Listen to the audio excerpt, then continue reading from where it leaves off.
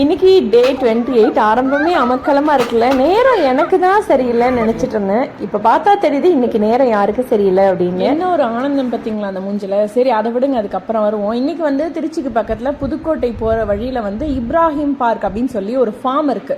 So அங்கதான் நீங்க திருச்சி இல்லைன்னா புதுக்கோட்டை பக்கம் இருக்கீங்க அப்படின்னா இப்ராஹிம் ஃபார்ம்ஸ் அப்படின்னு சொல்லி கூகுள்ல போட்டாலே உங்களுக்கு லொகேஷன்ல இருந்து எல்லாம் வந்துடும். பேக் டு நம்ம உளுந்ததுக்கு வருவோம். இந்த ஒட்டகத்துக்கு பெண்கள்னாலே பிடிக்காதான், அது எனக்கு தெரியாது. ஏறும்போது தான் அவர் சொல்றாரு, என்னைய வாரி விட்டுட்டு எல்லாம் பாய்ஸ் மட்டும் கரெக்டா கூட்டிட்டு போச்சு, கூடவா அப்படிங்கிற மாதிரி இருந்துச்சு. சரி ஓகே அதை விடுங்க. இந்த இப்ராஹிம் பார்க்ல பாத்தீங்கன்னா ஆடு மாடுல நிறைய வெரைட்டிஸ் இருந்துச்சு. அப்புறம் கிளி இருந்துச்சு, பாம்பு இருந்துச்சு, அது மாதிரி ஏகப்பட்ட ஃபன் கேம்ஸ் இருந்துச்சு.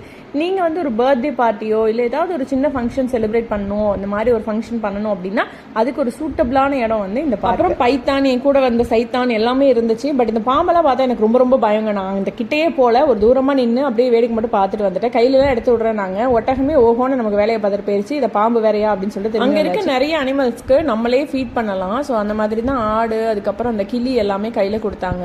எனக்கு டே எப்படி போச்சு அப்படின்னு பாத்தீங்க நீங்களே. ஆனா என்னோட டே இப்படி போனதுல இவனுக்கு ரொம்ப சந்தோஷம். ஸோ இதை பத்தி நம்ம இன்னொரு நாள் பேசலாம். மறக்காம ஐடியா ஃபாலோ பண்ணிக்கோங்க. நெக்ஸ்ட் நாளைக்கு மீட் பண்ணலாம். Okay bye.